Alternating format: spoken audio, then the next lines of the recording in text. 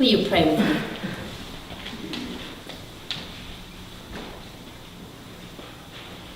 God of grace and majesty, oil the hinges of our heart's doors, that they may swing easily open to welcome you. Amen.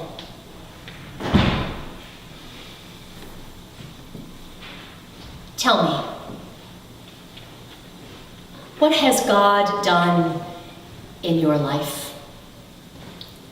What story can you tell about unexpected turns or unforeseen discoveries? About hurts healed, or challenges unearthed, or life restored?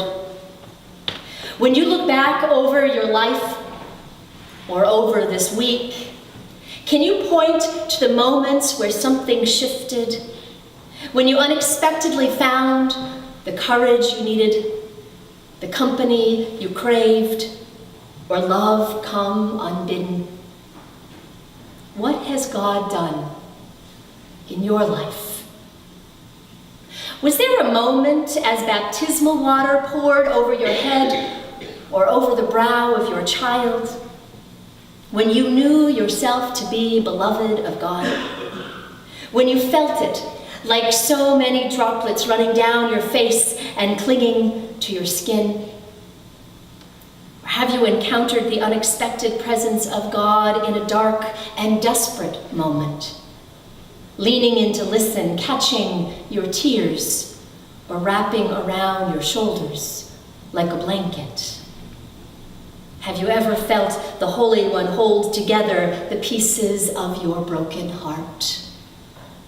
What has God done in your life?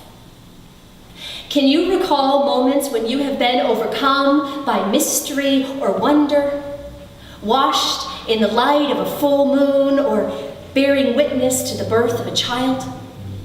Admiring tiny green shoots as they poke up through the earth, or coming eye to eye with a red-tailed hawk round the bend of a trail? Have you ever felt certain that you stood in the presence of the sacred? Maybe you've felt a holy nudge as you've made choices about how to spend your time and your gifts. Maybe you would even say that you were called by God to do what you do, that you are responding to an irresistible tug to pursue your vocation.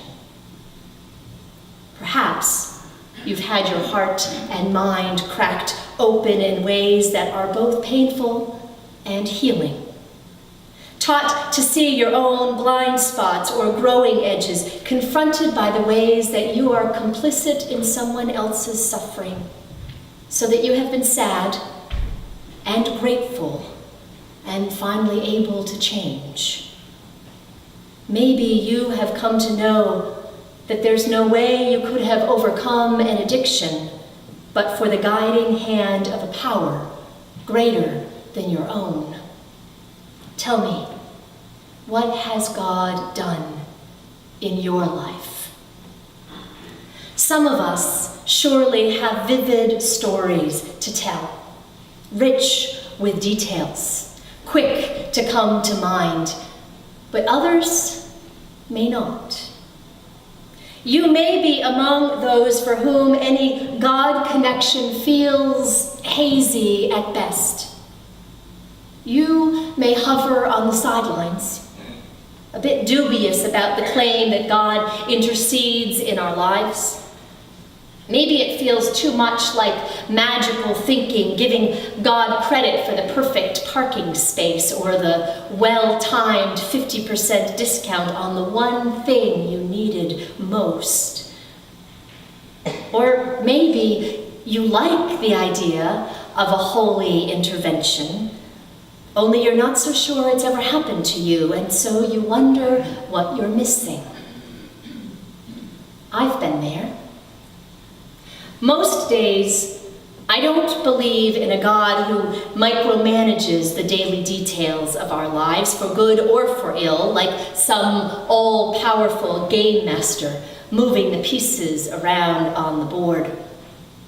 That vision of God strikes me as both simplistic and a bit self-serving. It disregards the endless, interconnected complexities in our lives and the fact that my needs may well compete with or even undermine the needs of others who are also children of the one God. Who else may have needed that parking space? Or what worker was exploited to make the clothes that I bought for such a great deal? I do believe that the God who is vast and unknowable, creator of the earth from end to end, whose wisdom cannot be fathomed, is also the God whose love and care for this creation and for all of us never flags. That a holy force works tirelessly among us and through us, loving, nudging, transforming us toward the healing of the whole world. In other words, I do believe that God is at work in my life. Still, I forget some days. I have a quote hanging above my desk by the theologian Frederick Buechner. It reads, "Ministers run the awful risk of ceasing to be witnesses to the presence of the living God in their own lives." Let me say that again. Ministers run the awful risk of ceasing to be witnesses to the presence of the living God in their own lives. I hung that quote to remind me daily to ask myself the question, what has God done in your life? Because I need to remember. I suspect we all do. We're all at risk of forgetting those God-infused moments when we have been blessed or pulled back from the brink, all at risk of forgetting or of failing to notice in the first place. Life gets the better of us sometimes. We worship the calendar, pay homage to our to-do lists. We bow before the pile of bills, sacrifice to achieve our next professional goal, or just get ourselves or our family through the day. In the thick of it, we can grow myopic until we see only the toil and trouble that is right in front of our noses. That's what happened to the Israelites, to whom the prophet Isaiah is speaking. They are having the worst possible year. They've been defeated by the fierce Babylonians and exiled from their home. As a people, they're scattered across the land. They long for Jerusalem and for the temple, the one place they can feel closest to God. They are consumed by their distress, convinced that all is lost, afraid that they have been utterly forsaken. And then Isaiah steps in and says, "Don't you remember? Have you not been told from the first? We are not alone. We belong to God, crafter of the cosmos, whose power far exceeds the power of these tyrants. You know this, because you've seen what God has done and heard it told." I think perhaps I have mentioned before what writer and educator Parker Palmer calls our practical atheism. Our day-to-day tendency to behave as if we are on our own, as if it was all up to us to get ourselves out of the fixes we are in. The Israelites are suffering from a bout of practical atheism. They have stopped trusting that God will show up. And so Isaiah points to the past to give them hope for the future. And I can picture him pulling up a chair by the fire, gathering all those despondent, hand-wringing, road-weary Israelites and telling them to take a seat and listen up. "Have you not heard?" he would have begun. "Have you not heard that your ancestors lived in another foreign land, in Egypt, as slaves? And they were desperate too.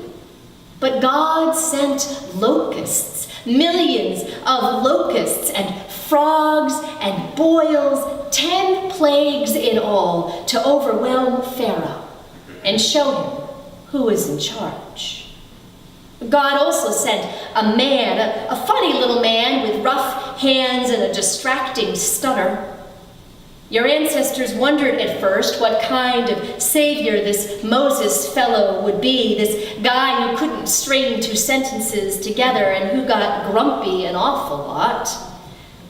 But then he made the waters of the Red Sea part, led those Israelites right across the sea on dry land, out of Egypt, out of slavery, and eventually into a new land flowing with milk and honey. Oh, it's a good story. And I have to believe it must have done the trick. Surely the exiled Israelites must have nodded at each other. "Oh yes, now I remember. That's what God has done." They must have held on to that story, repeated it whenever they got anxious, until they started noticing again the signs of hope and wonder in their own lives.